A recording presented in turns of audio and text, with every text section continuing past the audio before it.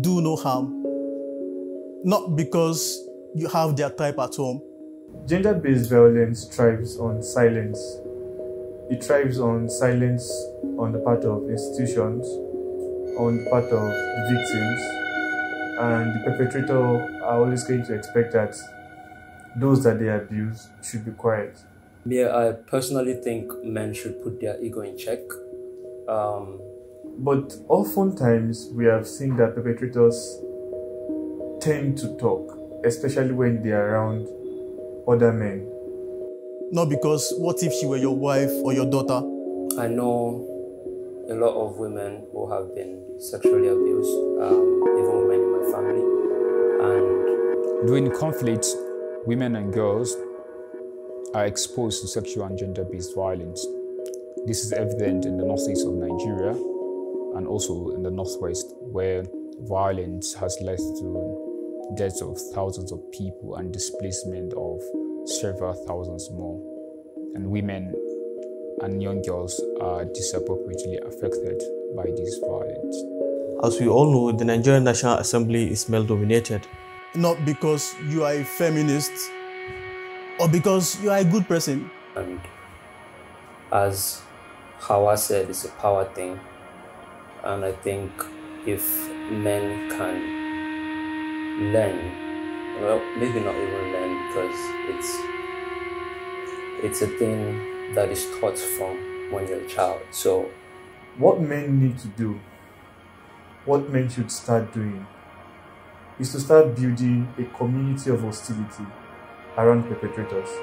It's very important that actions are taken to spotlight these issues and also advocate for measures to mitigate and respond to vulnerabilities that encourage sexual and gender-based violence. Do no harm because it's the right thing to do.